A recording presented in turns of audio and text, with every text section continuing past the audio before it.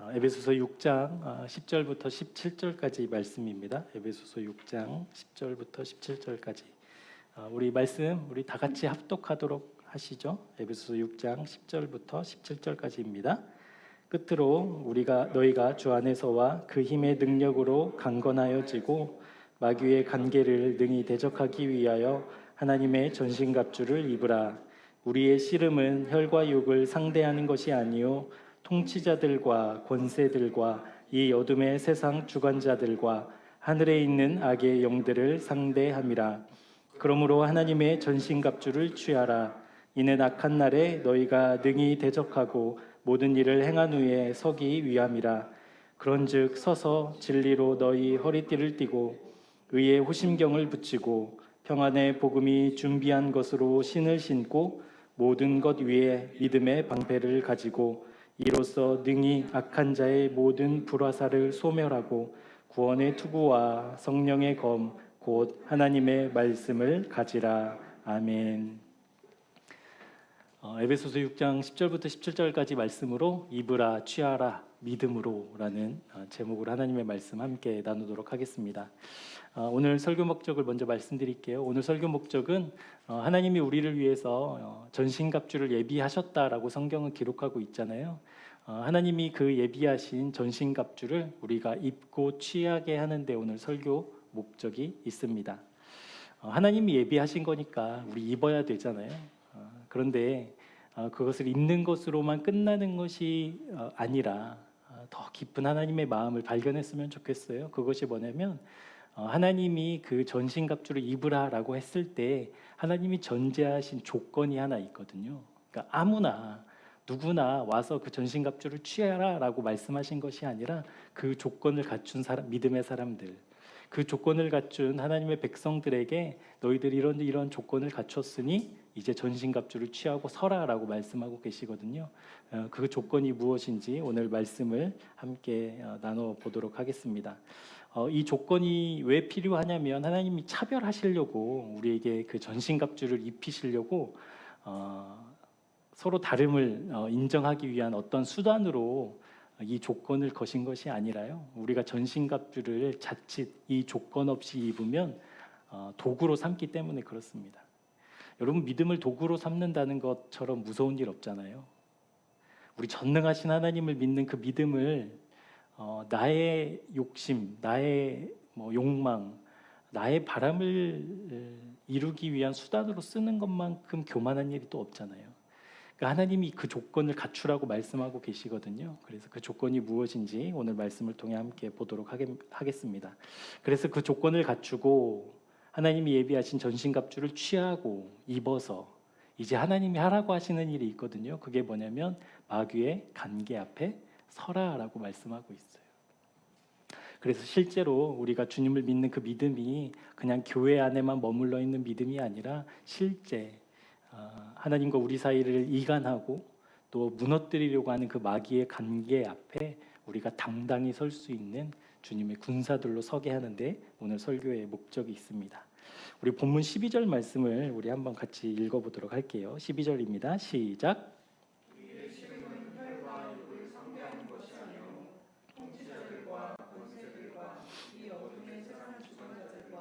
하늘에 있는 악의 영들을 상대함이라. 아멘. 사도 바울은 에베소 교인들에게 지금 이 전쟁이 있다라고 말씀하고 있잖아요. 그런데 이 전쟁이 누구의 전쟁이냐면 우리의 전쟁이래요. 우리의 전쟁. 그러니까 구원받은 나, 하나님의 백성이 된 당신, 그리고 누군가 또 다른 하나님의 백성으로서의 누군가가 각자가 싸워야 할 싸움이 아니라 하나님을 믿는 믿음의 백성이라면 구원받은 구원의 자녀라면 누구나 이 전쟁에 서야 한다라는 거예요. 우리 모두가 함께해야 한다라는 것이죠.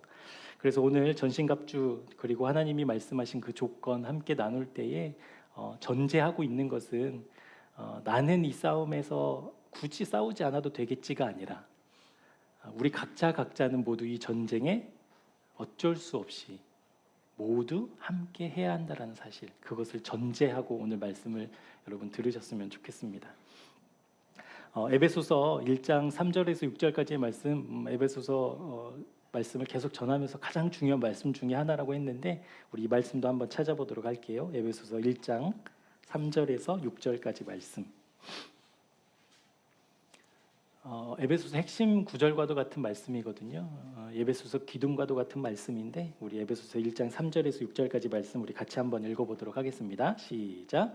찬송하리로다 하나님 곧 우리 주 예수 그리스도의 아버지께서 그리스도 안에서 하늘에 속한 모든 신령한 복을 우리에게 주시되 곧 창세전에 그리스도 안에서 우리를 택하사 우리로 사랑 안에서 그 앞에 거룩하고 흠이 없게 하시려고 그 기쁘신 뜻대로 우리를 예정하사 예수 그리스도로 말미암아 자기의 아들들이 되게 하셨으니 이는 그가 사랑하시는 자 안에서 우리에게 거저 주시는 바 그의 은혜의 영광을 찬송하게 하려는 것이라. 아멘. 구원에 관한 성경의 핵심이라고 할 수 있죠. 모든 성경은 그 구원에 대해서 이야기하고 있는데 특별히 이제 구원에 관한 중요한 개념들을 이야기하고 있는 책이 이제 로마서가 있고 에베소서가 있어요. 로마서는 좀 개인적인 측면에서의 구원을 좀 이야기하고 있다라고 한다면 이 에베소서에서의 구원은 하나님 시각에서 보고 있다는 거예요. 그러니까 에베소서를 통해서 알 수 있는 하나님의 그 구원의 섭리, 그 구원의 놀라움은 어디로까지 거슬러 가냐면 창세 전까지 거슬러 간다라는 거예요. 모든 세상이 만들어지기 전부터, 그러니까 빛이 생기기 전부터, 이 지구가 우주가 생기기 전부터 하나님은 우리를 향하신 구원의 계획, 예수 그리스도를 통한 회복과 새로운 생명의 사역들을 하나님은 준비하고 계셨다라고 성경은 이야기하고 있다라는 겁니다. 여러분 그렇다라고 한다면 그 시각을 가지고 우리가 이제 믿음이 있다, 나는 믿어, 나는 믿음이 있어라고 이야기했을 때 그러면 그 믿음은 무엇을 말하는 걸까요? 여러분 다 믿음 있으시죠? 믿음 없으세요? 믿음 있죠. 우리 모두 믿음이 있죠. 그러면 그 믿음을 여러분 무엇이라고 말할 수 있겠어요? 믿음은 이런 겁니다라고 이야기할 때 여러 가지가 있을 수 있겠죠. 그런데 오늘 에베소서의 그 시각으로 우리 믿음을 해석해 보자면 이렇게 해석해 볼 수 있습니다. 예수님이 우리를 위해서 죽으셨죠. 아멘. 그리고 부활하셨죠. 그리고 승천하셨죠. 승천하셨죠. 네. 그리고 다시 오실 것이죠. 여러분 이것을 믿는다고 고백하는 건 믿음이에요, 아니에요? 믿음이죠. 그런데 여러분 내가 그렇게 고백했기 때문에 그러면 믿음이 완성된 거예요, 아니에요? 그건 좀 아니죠. 그러니까 믿지 않는 사람도 예수님이 죽으셨어, 부활하셨어, 그리고 승천하셨어, 다시 오실 거야 라는 말 할 수 있죠. 그러니까 믿음이 있다라고 했을 때 나는 예수님을 믿어, 다시 오실 것을 믿어 라는 그 말의 행위, 그 말을 고백했다라고 해서 그 사람이 그러면 믿음이 있어, 그 사람은 믿음이 있어라고 얘기하기에는 조금 성급한 부분이 없지 않아 있는 것이죠. 그러니까 에베소서는 지금 한 사람 한 사람을 구원하실 때 그 구원의 계획, 그 구원의 뜻, 그 구원을 향한 하나님의 의지는 세상이 만들어지기 전부터, 내가 태어나기 전부터, 내가 빚어지기 전부터 하나님이 나를 향해, 우리를 향해, 온 세상을 향해 계획하고 계셨다라고 한다면, 그렇다라고 한다면 그 믿음은 무엇으로 정의 내릴 수 있을까? 우리가 나는 예수님을 믿어라고 하는 그 믿음의 고백과 함께 이걸 조금 더 구체적으로 믿음을 정의한다면 실제로 하나님이 그렇게 약속하셨고 실제로 이루어 가시는 그 사실을 내가 신뢰하는 것이 믿음이겠죠. 이렇게 한번 설명을 해볼게요. 여러분 우리가 정말 하나님을 믿어요. 그러면 내가 지금 어려운 일을 당하고 고난 가운데 있어요. 그럼 그거 이겨낼 수 있을까요? 없을까요? 어떻게 이겨낼 수 있죠? 무슨 믿음인데요? 그 믿음이 하나님이야만 그 믿음이 무엇이냐면, 그러니까 지금 내가 어려운 일을 당했어요. 고통 중에 있어요. 그런데 나는 믿음으로 이걸 이겨낼 수 있어요. 근데 그 믿음이 뭐냐라고 했을 때 하나님 날 사랑하셔. 이건 너무 두루뭉실하니까 에베소서의 관점으로 우리가 그때 이겨낼 수 있는 믿음은 무엇이냐면 하나님이 나를 구원하시기로 작정하셨어요. 구원하시기로 작정하셨으면 구원이 돼요, 안 돼요?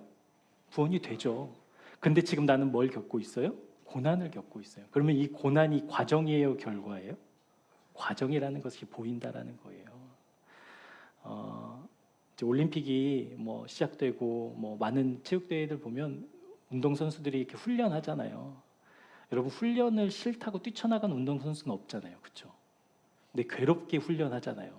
저도 어떤 다큐멘터리에서 보니까 무슨 레슬링 선수들은 태능 선수촌에서 그 뭐죠, 뒤에서 사람이 뒷다리 잡고 손으로 이렇게 막 걷는 거, 그걸로 막 산을 오르더라고요. 근데 힘들잖아요. 그런데 그거 싫다고 도망가는 사람 없거든요. 왜요? 경기에 나가서 무엇을 꿈꾸는 거예요? 금메달. 그것을 위해서는 지금 이거 참을 수 있어요, 없어요? 있어요. 견딜 수 있다고요.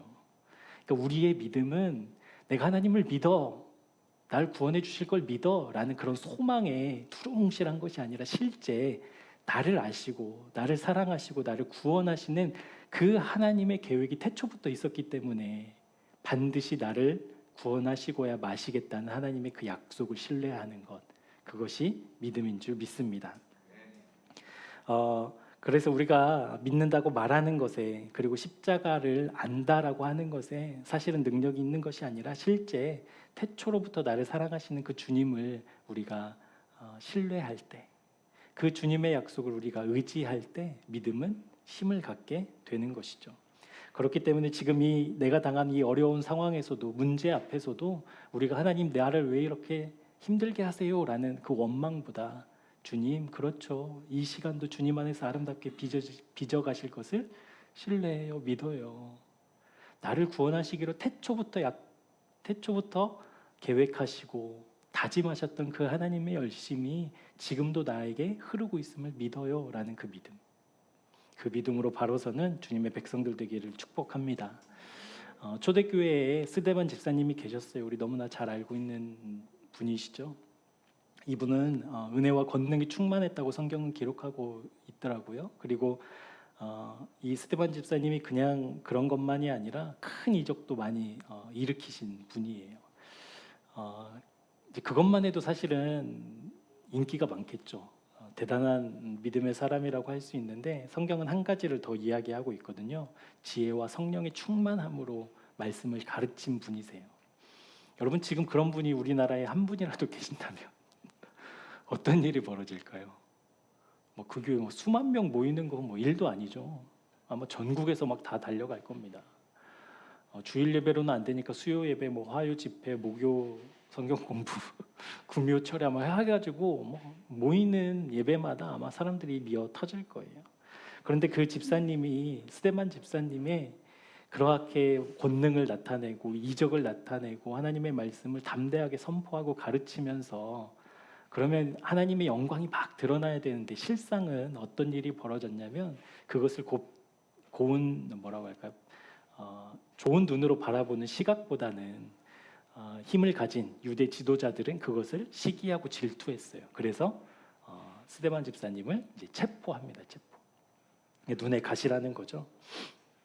사도행전 6장에 보면 이제 그런 말씀들이 쭉 나와요. 이제 공회에서 사람들이 불러다가 스데반 집사님 체포해서 이제 공회로 끌고 오는 장면. 이 장면을 다시 여러분 집에 가서 한번 읽어보시면 아마 그런 느낌이 드실 거예요. 그냥 내가 하나님을 잘 믿어, 그 믿음이 있어서 하나님이 주신 특별한 은혜로 많은 권능들을 나타내서 그것들을 뭐라고 할까요? 공증이라고 할까요? 공개적인 자리에서 인정받기 위해서 지금 공회로 끌려가는 게 아니거든요. 제가 말씀을 준비하면서 다시 한번 읽어보니까 그 장면이 번뜩 떠오르더라고요. 북한에서 지하교회 성도들이 예배들이 다 걸렸어. 그러니까 성경책을 갖고 있다가 걸렸어. 여러분, 그러면 어떻게 되는 거예요? 이제 군인이 와서, 공안이 와서 잡아가는데 당신의 사상을 검증하겠습니다, 협조해 주시죠, 이렇게 데리고 가는 게 아니잖아요.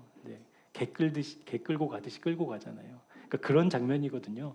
그러니까 스데반 집사님이 믿음이 좋으셨고 하나님의 권능과 성령이 충만하여져서 주님의 말씀을 담대하게 전한 그 증인으로 지금 이제 어쩌다가 보니까 어려움을 당하게 됐어 정도가 아니라 실제로 이제 죽음을 눈앞에 둔 언제 죽어도 이상하지 않을, 그리고 실제로 공회원들은 스데반을 제거하려는 목적으로 이제 스데반 집사님을 데리고 갔다라는 거예요.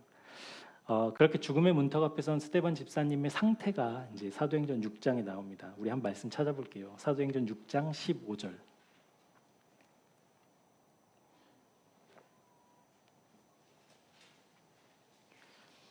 사도행전 6장 15절 말씀입니다. 우리 같이 한번 읽어보도록 할게요. 시작. 공회 중에 사람들이 다 스데반을 주목하여 보니 그 얼굴이 천사의 얼굴과 같더라. 아멘. 여러분 지금 이제 죽게 된 거거든요. 그러니까 여기서 말 한마디 잘못하면, 여기에서 말 한마디 잘하면 이제 죽음과 그 삶의 이제 그 생사의 기로에 서 있는 그때에 여러분 스데반 집사님의 얼굴이 무엇과 같았대요? 천사. 천사의 얼굴이 어땠을까? 웃고 있을까요? 웃고 있지 않을까요? 우선 밝을까요? 어두울까요?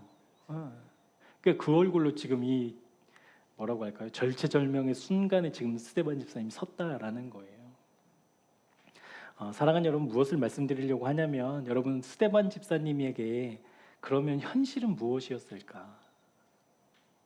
스데반 집사님에게 실제 자기가 바라보고 느끼는 것은 무엇이었을까를 말씀드리는 거예요. 무엇이 현실이었을까요? 스데반 집사님에게. 천사와 같이 얼굴이 그랬다면 지금 누굴 보고 있는 거예요? 하나님 보고 있는 거예요. 근데 자리는 어디예요? 공회에게 끌려가서 이제 뭐 사형 언도가 나든 즉결 심판을 하든 내가 지금 여기서 죽어도 이상하지 않을 그 자리에, 그러면 자기를 바라보는 날카로운 시선들, 그리고 자기를 비판하는 수많은 욕설들과 그러한 차가운 냉랭한 분위기들이 현실이 아니라 스데반 집사님에게는 지금 나와 함께 하시는 하나님이 현실이었다라는 거예요. 그것이 어떻게 나타났다고요? 천사의 얼굴로. 천사의 얼굴로. 그래서 지금 이곳에서 나와 함께 하시는 하나님을 바라봤던 그 스데반 집사님이 천사의 같은 얼굴로 서 있으니 여러분 공회원들이 어떻게 했을까요? 부해가 나요, 안 나요? 나죠. 지금 겁먹고 제가 사실은요 이제 뭐 이래야 되는데 뭐 전혀 두려워하지도 않고 전혀 굴하지도 않고 오히려 천사와 같이 얼굴이 환해. 우리를 무시한다 이렇게 생각했겠죠. 그래서 이제 스데반 집사님이 결국엔 처형하기로 합니다. 그래서 이제 우리 유명한 이제 사울이 거기 이제 서가지고 이렇게 스데반 집사님의 그 순교의 장면을 목격하죠. 날카롭고 무거운 돌들이 날아오는 그때에 스데반 집사님이 기도하는 기도가 짤막하게 성경에 기록되어져 있어요. 그게 어떻게 되어 있냐면, 주여 이 죄들을 저들에게 돌리지 마옵소서. 그러니까 지금 내가 돌 맞아 죽고 있는 상황 속에서도, 여러분 돌 맞아 죽는 게 간단한 문제 아니잖아요. 머리가 터지고, 저도 최근에 한번 부딪혀가지고 머리가 이렇게 피가 줄줄 난 적이 있었는데, 머리가 터지고 뼈가 꺾이고 살점이 떨어져 나가는 그 상황 속에서도 이제 그만해가 아니라 주님 저들을 용서해 주십시오. 여러분 그렇다라고 한다면 스데반 집사님에게 지금 보이는 것, 느끼는 것, 실제는 그곳에서 나와 함께 하시는 하나님이 틀림없었을 겁니다. 이 말씀을 왜 드리냐면, 에베소서가 보고 있는 지금 나를 구원하시는 그 하나님의 열심과 능력과 사랑은 태초로부터 택정되어 있다라는 거예요. 이것을 다른 말로 표현하면 결코 그 무엇도 바꿀 수 없다라는 선언이거든요. 그러니까 하나님이 우리를 사랑하셔서 구원하시고자 하시는데 그 구원의 계획은 누가 와도 거스를 수 없고 그 어떤 힘이 꺾을 수도 없고 수많은 사람들의 반대가 있다 하더라도 철회될 수 없는 그 사랑이다라는 것이죠. 그래서 사랑하는 여러분에게 주님의 이름으로 축복합니다. 하나님 스데반 집사님이 지금 주님을 바라보았던 하나님을 바라보며 고통과 죽음의 가운데에서도 천사와 같은 얼굴을 했던 그 믿음의 실제, 그 태초로부터 나를 구원하시고자 하셨던 하나님의 그 사랑과 뜻하심이 하나님 실제되기를 원합니다라고 기도하는 여러분 되었으면 좋겠어요. 아니, 우리 모두가 되어야만 합니다. 주님, 그것이 정말 실제되었으면 좋겠어요. 그것이 현실되어서 때로는 내 상황 가운데 가슴을 답답하게 하는 일이 있고 또 고민과 걱정과 눈물로 지새우는 밤이 있다 하더라도 그것이 먼저 현실되어서 거뜬히 털고 일어날 수 있는 그 믿음, 그것을 달라고 우리 함께 기도하는 주님의 사람들 되기를 축복합니다. 여러분, 온 세상이 만들어지기 전부터 우리를 향하신 하나님의 그 구원과 사랑이 실제라고 한다면 또 하나의 사실이 있어요. 그 또 하나의 사실은 뭐냐면요, 하나님의 그 사랑을 무효화하려는 사탄의 시도와 관계 역시도 사실이라는 거예요. 본문 10절, 11절 말씀 우리 같이 한번 읽어보도록 하겠습니다. 10절, 11절 말씀입니다. 에베소서 6장 10절, 11절 시작. 끝으로 너희가 주 안에서와 그 힘의 능력으로 강건하여지고 마귀의 관계를 능히 대적하기 위하여 하나님의 전신갑주를 입으라. 아멘. 관계라고 번역된 헬라어 단어는요, 메도데이아라는 단어예요. 근데 이 메도데이아라는 단어는 에베소서에만 기록되어 있는 단어거든요. 이 관계가 어떤 일을 하는가 에베소서 4장 14절에 나와요. 우리 에베소서 4장 14절 말씀도 한번 찾아보도록 하겠습니다. 이제 관계에 빠지면 어떤 일이 벌어지는가, 사탄의 관계는 어떤 것인가가 이제 에베소서 4장 14절에 나오거든요. 한번 같이 읽어보도록 할게요. 시작. 이는 우리가 이제부터 어린아이가 되지 아니하여 사람의 속임수와 간사한 유혹에 빠져 온갖 교훈의 풍조에 밀려 요동하지 않게 하려 함이라. 아멘. 그러니까 관계, 사탄의 관계, 그러니까 하나님의 사랑과 역사가 그 열심히 실제라고 한다면, 사실이라고 한다면 그것을 거부하고 거스르려는 사탄의 관계 역시도 실제인데, 그 사탄의 관계는 어떤 것이냐면 사람의 속임수, 간사한 유혹, 온갖 교훈의 풍조, 이것에 우리가 요동하게 된다라는 거예요. 그래서 사탄의 관계에 빠지게 된다면, 여러분 한 가지 질문해 볼게요. 여러분 사탄 하면 떠오르는 이미지가 있으실 거예요. 어떤 이미지세요? 사탄. 여러분 파묘 혹시 보셨어요? 파묘? 뭐라고 하죠? 무덤하고 막 무당 이런 이야기 있잖아요. 저는 너무 궁금해서 한번 봤어요.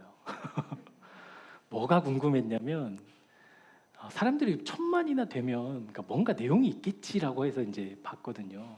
근데 보면서 저는 계속 웃었어요. 왜 웃었냐면 여러분, 이제 거기에 나오는 귀신들이 있잖아요. 귀신들이 여러분 찹쌀을 못 넘어가더라고요. 그러니까 결계라고 하죠. 왜 이렇게 가둬놓는, 그러니까 악한 기운을 가둬놓는 그것으로 이제 거기에 나오는 어떤 여자 무당이 찹쌀로 이렇게 둥그렇게 이제 막아놓은 거예요. 거기를 못 넘어가더라고요. 그러니까 이제 그런 식인 거죠. 그러니까 사탄하면 떠오르는 이미지가 여러분 막 뿔이 달리고 불을 내뿜고, 막 엑소시스트 보면 막 팔이 꺾이고 얼굴이 바뀌고 막 이상한 소리를 하고 막 소름 끼치는 일을 막 벌이는 그런 존재로 우리가 사탄을 생각한다면 오산이에요. 그렇지 않아요. 사탄은 어떤 존재냐면 딱 하나의 목적을 가지고 이 관계를 지금 펼치는 거거든요. 사탄이 이 마귀의 관계를 여전히 포기하지 않는 이유는 바로 그 마음을 빼앗기 위해서. 우리의 마음을 빼앗는데 이 사탄의 관계의 목적이 있습니다. 근데 여러분 보세요. 막 무서운 피를 줄줄 흘리고 막 팔이 막 머리에 달려 있고 막 그런 모습으로 여러분 나타난다고 해서 우리가 겁은 먹지만 마음 뺏겨요? 아니에요. 근데 사탄이 그걸 속이고 있거든요. 지금도 문화를 통해서. 그렇게 공포스럽고 힘 있는 모습으로 나타나면 우리의 마음을 빼앗을 수 있다라는 것으로 마음 놓게 해요. 그런데 사탄은 절대 그렇게 우리의 마음을 빼앗지 않아요. 어떻게 빼앗는다고요? 사람의 속임수, 간사한 유혹, 온갖 교훈의 풍조, 거기에 우리가 요동치게 만든다라는 거예요. 그러니까 우리의 마음을 빼앗는데 사탄의 관계는 딱 하나의 목적, 그것을 위해서 사탄은 지금 일하고 있거든요. 우리의 마음을 빼앗는데. 왜 우리의 마음을 빼앗으려고 할까요? 이 마음의 주인이 누구시니까? 하나님이시니까. 하나님하고 대적하고 있잖아요. 그러니까 하나님이 거하시는 그 거점을 차지하려고, 그 마음의 땅을 차지하려고 지금 뭘 벌이고 있는 거예요? 영적 전쟁을 벌이고 있다라는 거예요. 거기에 지금 우리가 다 참전하고 있는 사람들이다라는 것이죠. 그러니까 여러분 이제 알아차야 되거든요. 무엇을 알아채냐면 내 마음에 지금 무엇이 있는가를 알아채야 돼요. 내가 지금 무엇에 내 마음을 빼앗기고 있는가 알아채야 돼요. 저는 결혼한 지 이제 15년 됐죠, 우리. 15년째인가요? 16년째인가요? 한 그 정도 됐어요. 그런데 아직도 제가 제 아내를 잘 모르겠어요. 그러니까 무슨 말이냐면 살아보면 살아볼수록 새롭게 발견하게 되는 것들이 있거든요. 그런데 아내가 제 마음을 알아줄 때 여러분 제가 기쁠까요? 안 기쁠까요? 15년이나 됐으면 대충 살아 이게 아니잖아요. 그러니까 아내가 내가 말하지 않아도 표현하지 않아도 내 마음을 알아주면 너무 좋거든요. 그런데 최근에 제가 아차 싶었던 게 있었는데 그게 뭐냐면 아내가 내 마음 알아주는 게 너무 좋아요. 그건 행복한 일이죠. 기쁘더라고요. 그런데 그것에 내 마음 빼앗기고 있더라고요. 그러니까 하나님보다, 하나님의 약속보다, 말씀보다 지금 내 아내가 내 마음을 알아주는 것에 제가 더 혹해하고 있더라고요. 그걸 더 기뻐하고 있다라는 모습을 보면서 아차 싶었어요. 그러니까 내 마음을 빼앗는 거라고 한다면 그것은 모두 사탄의 관계거든요. 살다 보면 어쩔 수 없죠. 아니요.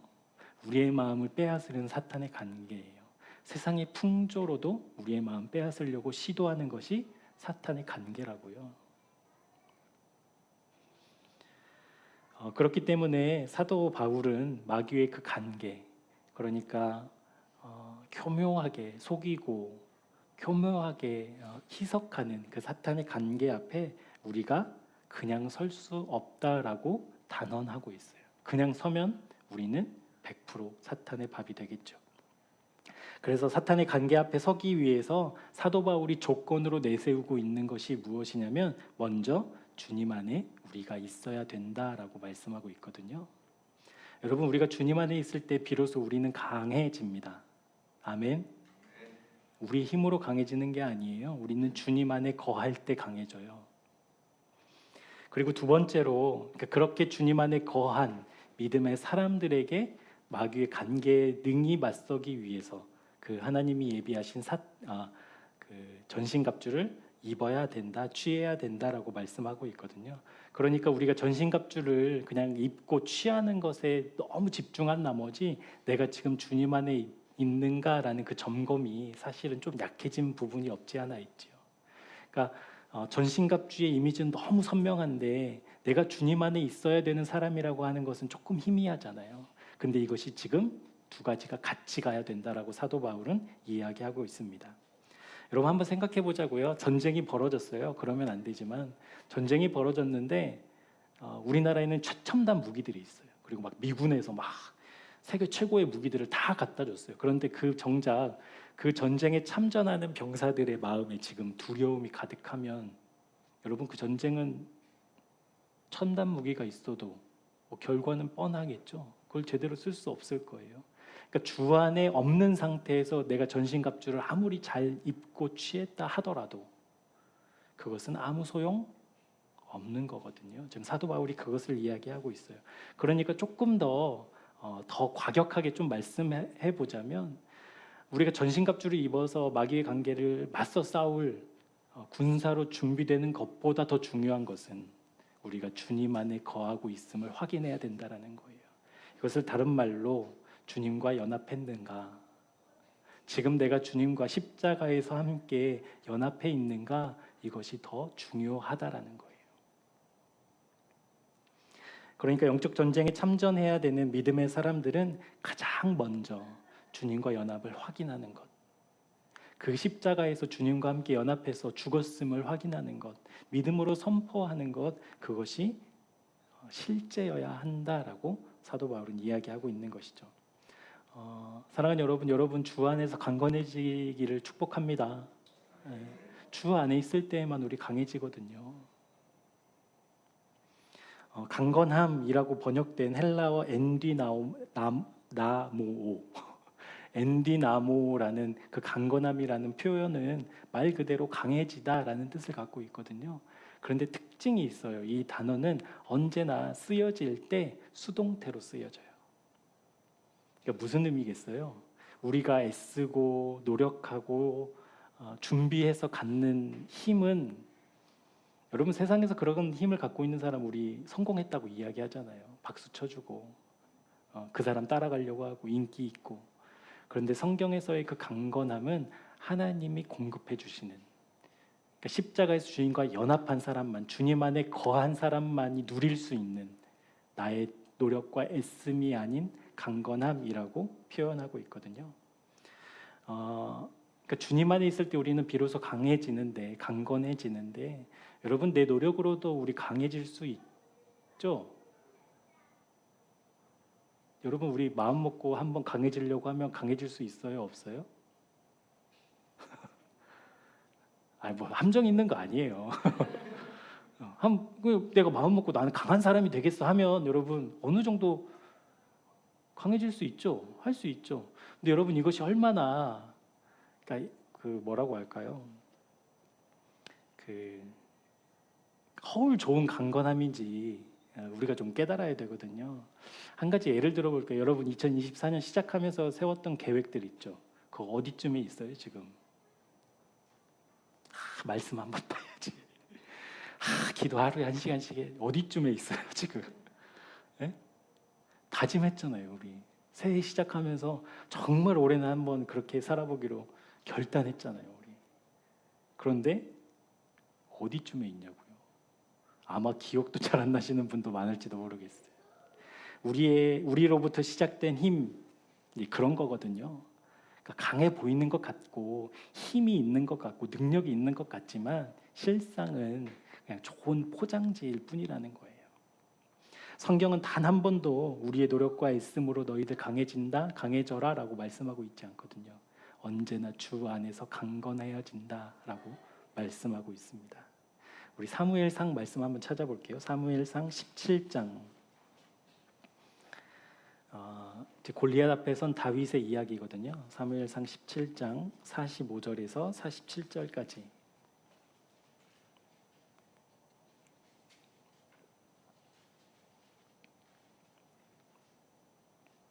다 찾으셨으면 우리 한번 같이 읽어보도록 하겠습니다. 다윗이 블레셋 사람에게 이르되 너는 칼과 창과 단창으로 내게 나아오거니와 나는 만군의 여호와의 이름 곧 내가 모욕하는 이스라엘 군대의 하나님의 이름으로 내게 나아가노라.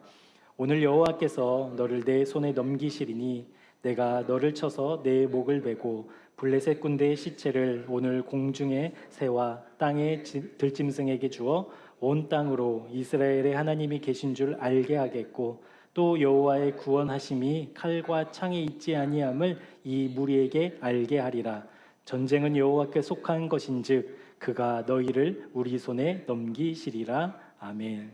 여러분 지금 다윗이 싸우러 간 게 아니었거든요. 그러니까 아버지의 명을 받고 형들에게 그 도시락을 전해주러 심부름 가는 길이었잖아요. 그러니까 그런 길을 떠난 다윗이 어떻게 아직 싸우지도 않은 골리앗 앞에서 내가 내 목을 치겠다. 그리고 블레셋 군인들의 그 시체를 들짐승에게 새들에게 주겠다. 주내 만에 이런 이야기를 어떻게 할 수 있었냐고요. 어떻게 할 수 있었냐고요.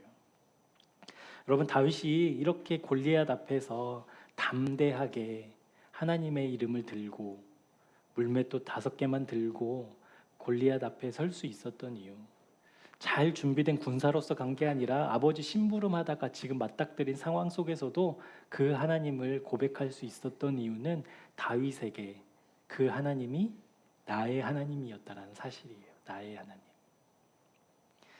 37절에 보면 이런 말씀이 있거든요. 다윗이 이르되 여호와께서 나를 사자의 발톱과 곰의 발톱에서 건져내셨은즉 나를 이 블레셋 사람의 손에서도 건져내시리이다. 사울이 다윗에게 이르되 가라. 여호와께서 너와 함께 하시기를 원하노라. 그러니까 네가 어떻게 골리앗하고 싸울 수 있어? 라고 했을 때 곰의 발톱에서도 하나님 절 지켜주셨는데요. 사자의 발톱에서도 저를 지켜주셨는데요. 그렇다라고 한다면 그 하나님이 이 골리앗 앞에서도 저 지켜주실 거예요. 라는 그 믿음의 고백. 여러분, 이것이 나의 하나님이 아니고서는 어떻게 고백할 수 있겠어요? 그 나의 하나님이셨기 때문에, 그러니까 그 하나님과 내가 지금 연합해 있기 때문에, 그 하나님과 지금 내가 동행하고 있기 때문에 지금 바울이 강해서 그런 얘기를 하는 것이 아니었다라는 거예요. 여러분, 나와 함께 하신 하나님이 크시다면, 능력 많으시다면, 온 세상을 지으시고 다스리시는 분이라면 골리앗 앞에서 다윗처럼 고백할 수 있으시겠죠? 있으시길 축복합니다. 아무리 큰 골리앗이, 큰 칼과 단창으로 무장한 골리앗이 서 있다 하더라도 내 하나님이 나와 함께 하시다면, 여러분, 이것이 그렇게 우리가 지금 말씀드리는 실제잖아요. 실제. 그 하나님이 진짜 나와 함께 하신다면, 그러니까 다윗은 그것을 누렸다라는 거예요. 그렇기 때문에 골리앗은 문제가 되지 않는다. 하나님으로부터 공급된 힘과 능력으로 지금 골리앗 앞에 당당히 서서 내가 네 목 칠 거야 라고 이야기하고 있는 거예요. 그러니까 주 안에서만 강건해지고 주 안에서 강건함을 얻은 믿음의 사람들이 이제 취해야 될 것이 이제 전신갑주다라는 이야기를 하고 있는 거거든요. 에베소서 6장 14절부터 17절까지 이제 전신갑주가 무엇이 있는가? 진리로 너희 허리띠를 띠고 의의 후심경을 붙이고 평안의 복음에 준비한 것으로 신을 신고 모든 것 위에 믿음의 방패를 가지고 이로써 능히 약한 자의 모든 불화살을 소멸하고 구원의 투구와 성령의 검 곧 하나님의 말씀을 가지라. 우리가 너무나도 잘 알고 있는 전신갑주에 관한 말씀이지요. 먼저 여러분에게 주님의 이름으로 축복합니다. 이 전신갑주 우리 모두 착용하시고 소유하시고 든든히 서는 믿음의 사람들 되기를 먼저 축복합니다. 하나도 빠뜨리지 않고 하나님이 예비하신 이 전신갑주 모두 취해서 착용해서 믿음으로 살아가는 우리 주님의 사람들 되기를 바랍니다. 여러분, 전신갑주는 말 그대로 몸을 보호하는 보호장구잖아요. 이제 여러 가지 특징이 있는데 특별히 이제 우리가 이 전신갑주를 취하고 나가야 될 싸움터는 어떤 싸움터냐면, 아까도 우리가 설교 시작하면서 말씀드렸지만 이제 혈과 육에 관한 싸움이 아닌 거잖아요. 악의 영들, 그러니까 그 영적인 전쟁터에 이제 우리가 서야 된다라는 것이죠. 그러니까 이 전신갑주의 의미도 그냥 단순히 내가 취하고 입고 든든히 서는 것으로만 생각할 것이 아니라 지금 내가 서야 하는 이 영적인 전쟁터 위에서 이 전신갑주를 좀 먼저 해석하고자 합니다. 우리 12절 말씀 한번 볼게요. 에베소서 6장 12절 말씀 제가 한번 읽겠습니다. 우리의 씨름은 혈과 육을 상대하는 것이 아니요 통치자들과 권세들과 이 어둠의 세상 주관자들과 하늘에 있는 악의 영들을 상대함이라. 그러니까 실제 이 영적인 전쟁에서 사탄의 목적은 뭐라고 말씀드렸어요? 무엇을 빼앗는 것? 마음을 빼앗는 것. 여러분, 마음이라는 공간이 이제 땅이라는 것에 우리가 좀 비유할 수 있잖아요. 그러니까 전쟁은 땅을 차지하는 거니까 이 마음의 공간을 차지하기 위해서 사탄은 지금 전쟁을 벌이고 있거든요. 그렇다라고 한다면 여러분, 전신갑주의 목적은 뭐겠어요? 무엇을 지키는 걸까요? 마음을 지키는 거예요. 마음을 지키는 거. 그러니까 구원의 투구, 진리의 허리띠, 의의 호심경, 복음의 신발, 말씀의 검, 믿음의 방패, 이 모든 것들은 지키는 곳이 딱 하나예요. 마음이라는 거예요. 마음. 그러니까 전신갑주는 우리의 마음을 지키는 보호 장구입니다. 그래서 먼저 영적인 전쟁터에서 이 전신갑주를 취하고 입고 그래야 하는 이유는 첫 번째 이유는요, 그 마귀의 관계가 결코 녹록지 않다라는 사실이에요.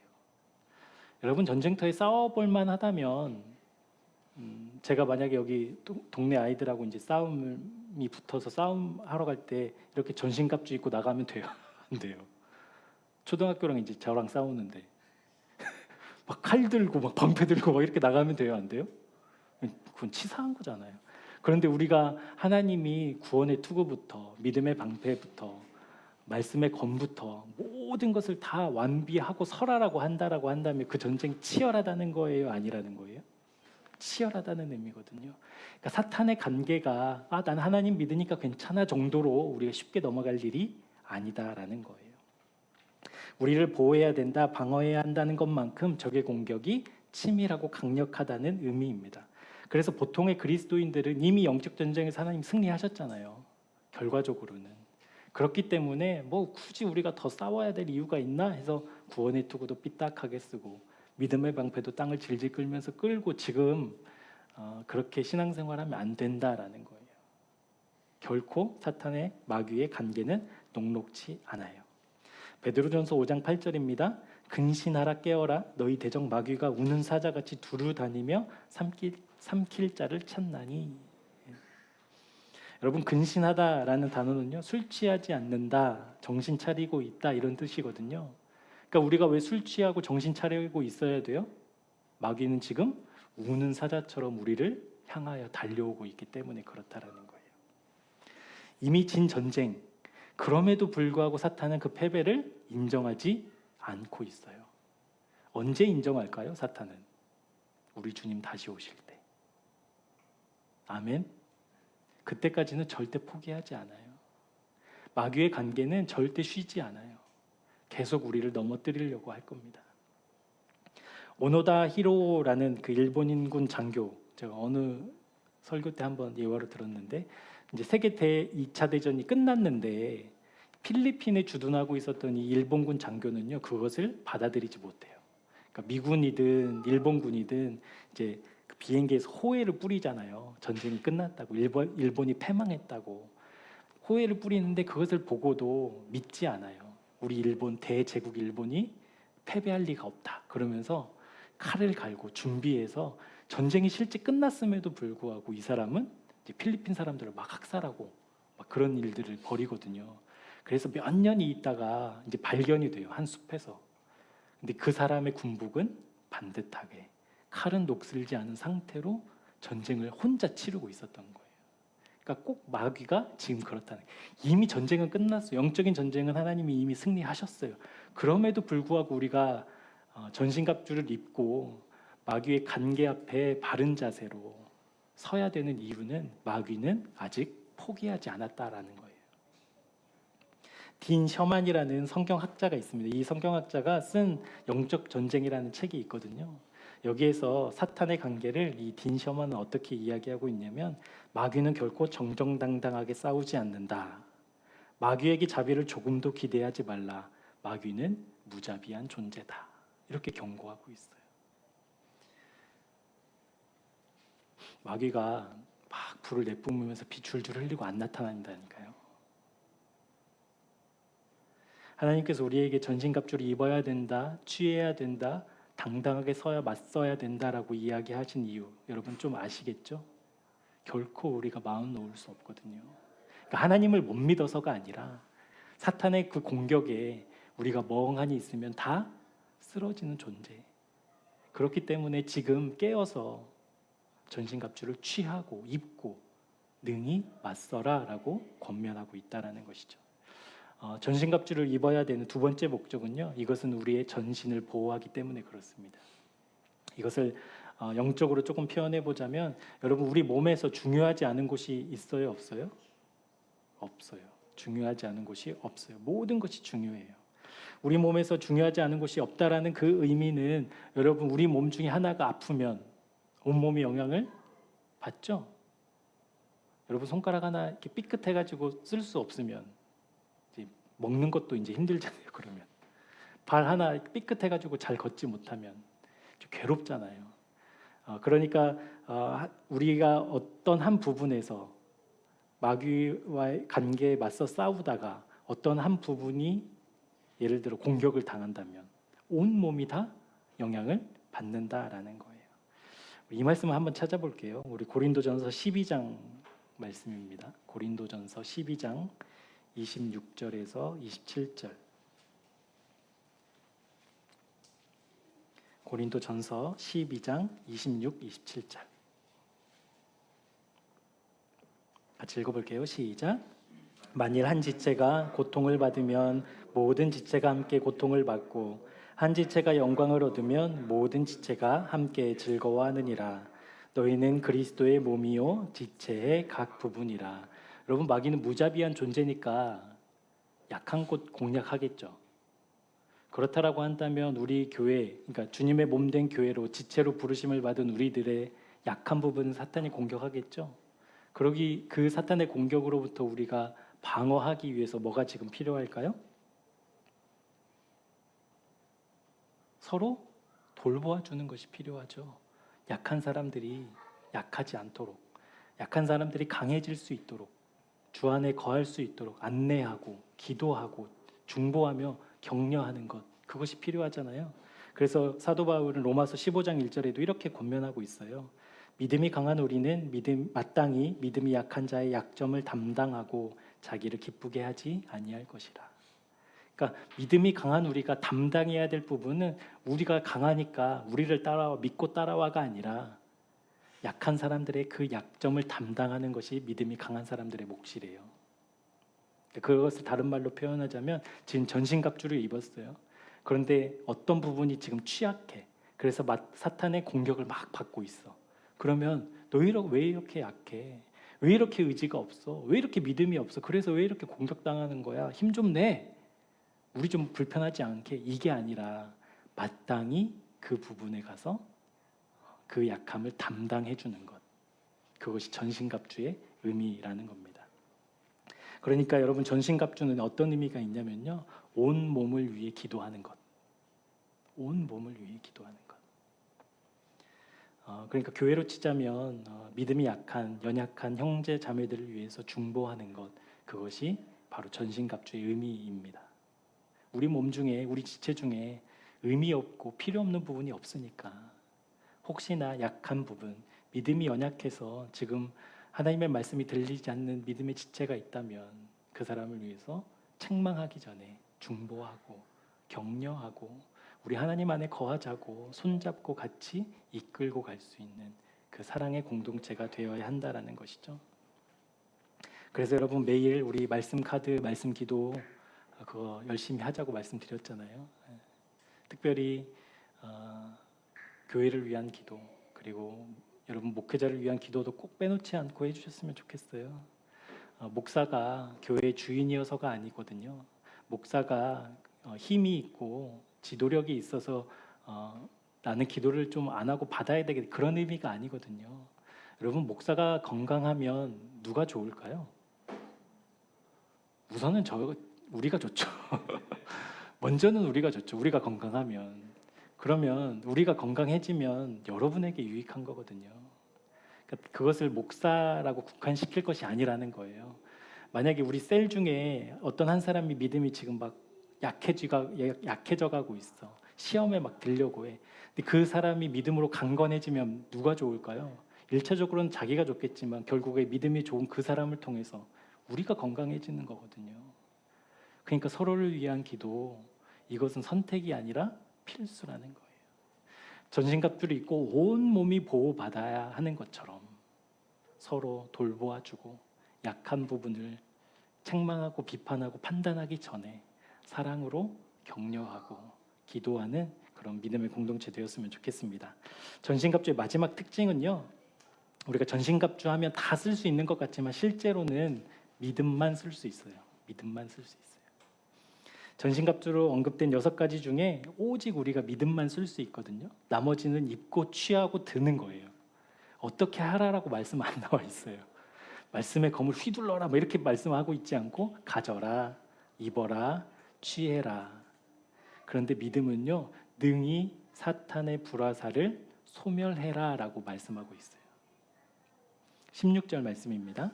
모든 것 위에 믿음의 방패를 가지고 이로써 능히 악한 자의 모든 불화살을 소멸하고. 그러니까 믿음은 그냥 들고만 있는 게 아니에요. 믿음은 그냥 내가 취하고 있는 것만이 아니에요. 믿음은 불화살을 소멸하는 목적으로 우리가 써야 한다라는 거예요. 여러분 영적 전쟁터에 지금 전신갑주를 입고 영적 전쟁터에 선 한 병사를 한번 생각해 보자고요. 구원의 투구는 믿음의 방패 밖에 있어요, 안에 있어요?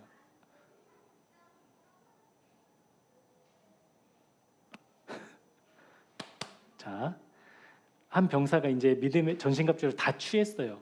그러면 구원의 투구, 의의 흉배, 진리의 허리띠, 복음의 신발, 말씀의 검은 방패 밖에 있어요, 방패 안에 있어요? 방패 안에 있죠. 방패 밖으로 나가면 이제 곤란해지는 거잖아요. 뭐가 보호해 주는 거예요? 믿음의 방패가 보호해 주는 거예요. 그러니까 믿음 다 뒤에 있어야 되는 거예요. 이것이 무슨 말이냐면 여러분 믿음을 가지고 칼을 써야 돼요. 믿음을 가지고 구원의 투구를 써야 돼요. 믿음 없이 진리의 허리띠에 차야면 안 돼요. 무슨 의미인지 아시겠죠? 그러니까 믿음 없이 행하는 말씀의 검이 여러분 얼마나 사람의 영혼을 죽이는지 몰라요. 여러분 믿음 없이 진리의 허리띠 강하게 채워질 수 없잖아요. 또 다른 허리띠 찬다니까요. 믿음 없이는. 복음의 평안에 예비하신 신, 여러분 믿음 없이 그거는 수단 되고 말아요. 해외 선교지들 가면 다 그런 건 아니지만 많은 비율의 선교사님들이 선교를 수단으로 삼고 사셔요. 실제로 그렇게 되거든요. 의의 흉배, 이건 내 자랑이 되잖아요. 믿음 없이는. 나 의의 흉배 붙였다? 너는 없지? 이렇게 되잖아요. 그러니까 믿음의 방패 뒤에 있다라는 의미는 믿음을 통해서만 쓸 수 있는 거예요. 근데 이 믿음의 방패로 쓸 수 있는 하나님이 말씀하신 것은 뭐냐면 악한 자의 불화살을 소멸시키는 거래요. 소멸시키는 것. 그러니까 믿음 없이 만약에 우리가 전신갑주를 쓰게 되면 우리는 책망받아요. 틀림없이 책망받거든요. 마지막으로 이 말씀 좀 찾아보고 좀 넘어갈게요. 이 말씀도 되게 중요하거든요. 마태복음 7장입니다. 마태복음 7장 22절, 23절.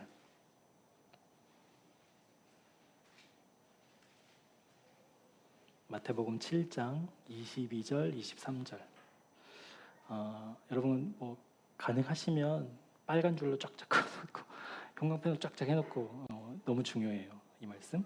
한번 같이 읽어보도록 하겠습니다. 시작.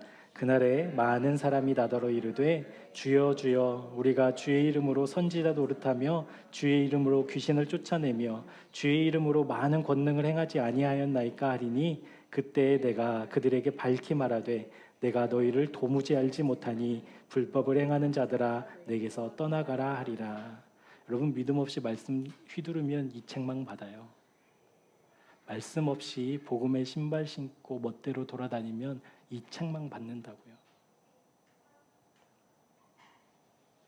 얼마나 많은 영혼을 병들게 하고 얼마나 많은 사람들을 나태하게 만들었고 얼마나 많은 사람들을 믿음의 삶이 허술하게 만들었는지 믿음의 방패 없이 나머지 전신갑주 취했다고 자랑하고 살았던 사람들에게 주님은 불법을 행하는 자들아 떠나라 라고 말씀하고 하신다는 거예요. 그렇기 때문에 이 믿음의 방패를 우리는 써야 되잖아요. 이제 여러분 그러면 믿음을 쓴다라는 것은 어떤 의미가 있을까요? 믿음을 쓴다. 믿음을 쓰는 게 이런 거야 라고 해야 내가 믿음을 쓰고 있지 못하네. 내가 믿음을 지금 쓰고 있네. 알 수 있을 텐데 여러분 믿음을 쓴다는 것을 어떻게 우리 말할 수 있을까요? 제가 한 가지 설교를 준비하면서 하나님 깨닫게 해주신 것을 좀 나누고 말씀 마치도록 할게요. 제가 이제 월요일에도 출근을 이제 대부분 하거든요. 그러니까 나중에 이제 기회가 되면 좀 말씀드리겠지만 이제 쉼이라는 개념, 그러니까 교역자들 월요일이 쉬는 날이니까 그 쉼이라는 개념이 좀 바뀌어서 이제 조금 힘들어도 조금 피곤하고 좀 게으름을 부리고 싶다고 하더라도 책 한 장 말씀 한 구절이라도 보려고 이제 나오거든요. 나와서 이제 기도를 하는데 이번 주에 이제 월요일 날 이렇게 앉아서 기도를 하는데 오후에 기도가 안 되더라고요.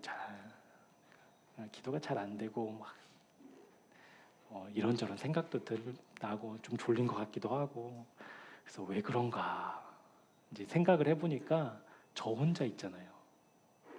교회에. 우리 교회는 주중에 오지도 않잖아요, 사람들. 그러니까 저만 혼자 있잖아요. 그러니까 이렇게 마음이 팍 풀어져서 기도가 잘 안 되더라고요. 그래서 앉아서 이렇게 있느니 움직이자 해가지고 이제 이렇게 한 바퀴 돌면서 주님 제 마음을 좀 붙잡아 주십시오 이제 이러는데 하나님이 이렇게 떠오르게 하신 말씀이 하나 있었어요. 그게 뭐냐면 그러니까 아무도 없는 이 자리에서 제가 기도해야 될 때 누구를 의식해야 되는 거예요? 하나님 의식해야 되는 거거든요. 그러니까 평일에는 목사님이랑 같이 있으니까 자기 기도 시간은 지키려고 애쓰거든요. 그러니까 자동적으로 돼요. 이제는 좀 훈련됐다고. 자동적으로 되는데 나 혼자 있으니까 잘 안 되더라고요. 그때 하나님이 주신 말씀이 하나님 주신 생각이 뭐였냐면 나를 의식하지 않고 있어서 그래 라는 거였거든요.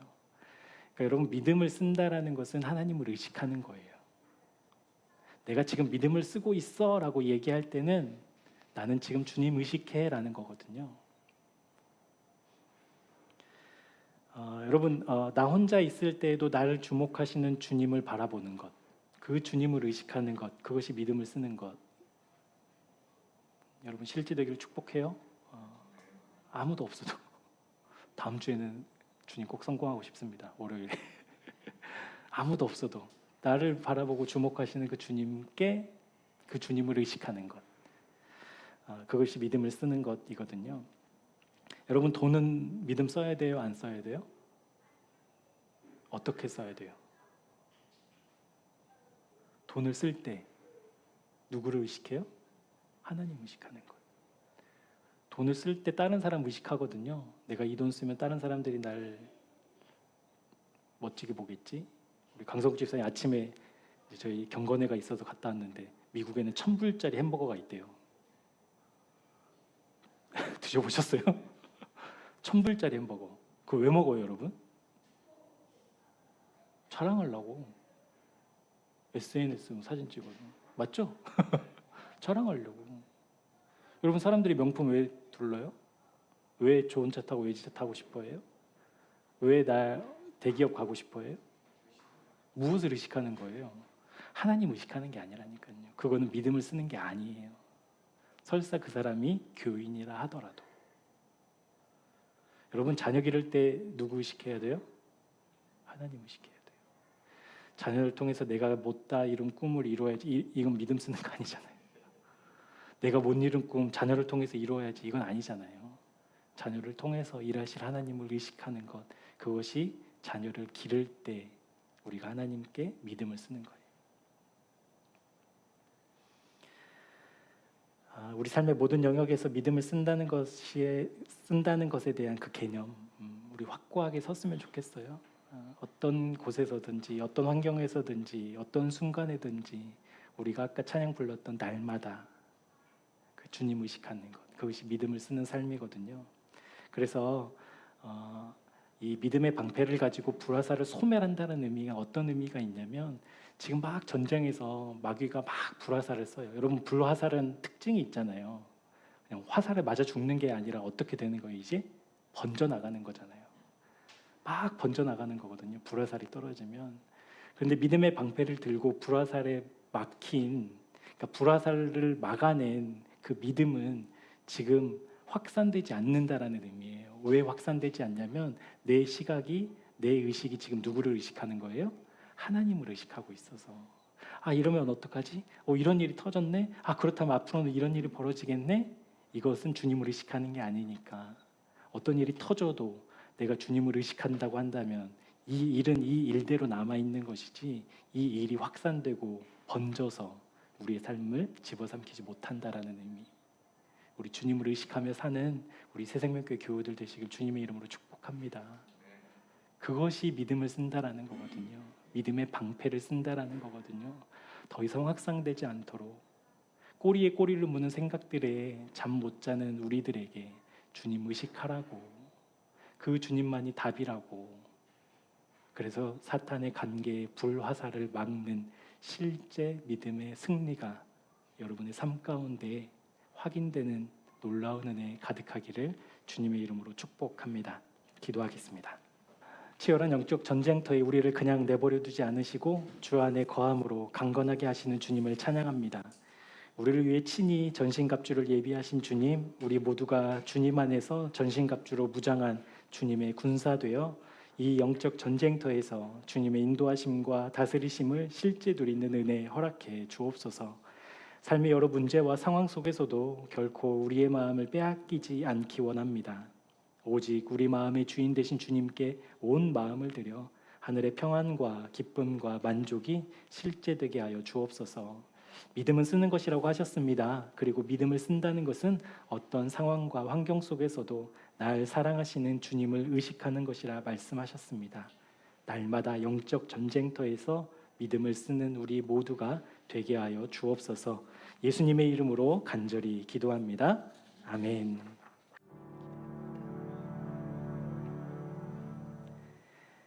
우리의 마음을 빼앗는 사탄의 관계 앞에서 우리의 마음 지키기 원합니다.